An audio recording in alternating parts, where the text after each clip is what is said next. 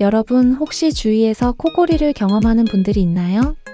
아니면 본인 스스로 그런 고민을 하고 계신가요? 많은 사람들이 코골이를 단순히 수면 중에 나는 소리 정도로 생각하는 경우가 많아요. 하지만 코골이가 단순한 문제가 아닐 수도 있다는 사실 알고 계셨나요? 오늘은 이 코골이가 무엇인지, 어떤 위험이 있을 수 있는지, 그리고 대처 방법과 예방을 위한 좋은 습관에 대해 이야기해 볼게요. 먼저 코골이는 왜 생기는 걸까요?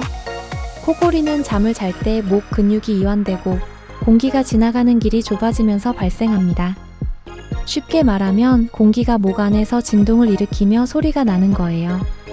대부분의 코골이는 심각한 문제를 일으키지 않지만 때로는 몸의 위험 신호일 수도 있습니다.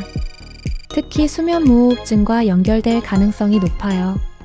수면무호흡증은 잠을 자는 중간중간에 숨을 멈추는 상태를 말하는데 심할 경우 심장질환, 고혈압, 심지어는 뇌졸중 같은 심각한 문제로 이어질 수 있다고 전문가들이 경고하고 있어요.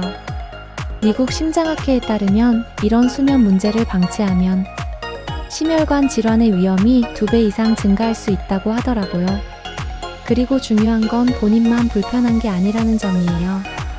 옆에서 잠을 자는 가족이나 배우자에게도 큰 스트레스가 될 수 있죠. 코골이 소리가 너무 크면 상대방의 깊은 수면을 방해하면서 둘 사이에도 긴장이 생길 수 있다고 하더라고요. 그러니까 코골이는 단순히 내 문제가 아니라 주변 사람들에게도 영향을 미칠 수 있는 거죠. 그럼 이런 코골이를 어떻게 예방하거나 줄일 수 있을까요? 우선 코골이를 예방하기 위해 생활 습관을 조금씩 바꿔보는 것이 중요해요. 첫 번째는 체중 관리입니다. 체중이 늘어나면 목 주위에 지방이 쌓이며 코골이가 심해질 가능성이 커져요. 전문가들은 체중을 10%만 줄여도 코골이가 상당히 완화될 가능성이 있다고 말합니다. 두 번째로는 술을 줄이는 게 좋아요. 술은 목 근육을 늘어지게 만들어 코골이가 더 심해질 수 있거든요. 전문가들은 잠들기 4시간 전에는 술을 피하라고 조언해요. 세 번째로는 바른 수면 자세를 추천드리고 싶어요. 똑바로 천장을 보고 자는 자세보다는 옆으로 누워 자는 게 공기가 지나가는 길을 더 열어줄 수 있어 좋다고 해요. 옆으로 자면 공기의 흐름이 더 원활하기 때문에 코골이를 줄일 수 있답니다. 이제 운동에 대해 얘기해 볼게요. 혹시 코골이에 도움이 되는 운동이 있다는 사실 들어보셨나요? 목과 혀 근육을 강화하는 운동이 코골이를 줄이는데 효과적일 수 있어요.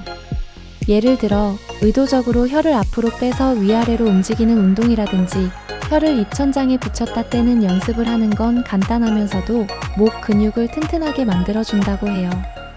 꾸준히 하면 코골이 소리가 줄어드는 걸 느끼실 수 있을 거예요. 한 가지 더, 전문가들은 코골이를 완화하기 위해 코와 호흡기를 열어주는 스트레칭이나 발성 연습도 추천하고 있어요. 예를 들어 입을 벌리고 아에이오처럼 발음을 반복해서 소리내는 간단한 연습만으로도 목 근육과 혀의 유연성이 좋아질 수 있다고 해요. 이런 작은 노력들이 결국은 코골이를 예방하는 데 큰 도움이 될 수 있답니다. 마지막으로 코골이가 심각하다고 느껴지시면 꼭 전문가와 상담을 받아보시는 게 좋아요. 필요한 경우 적절한 치료를 받을 수 있고 수면 다원 검사 등을 통해 숨길이 얼마나 좁아졌는지 등을 더 정확히 파악할 수도 있거든요.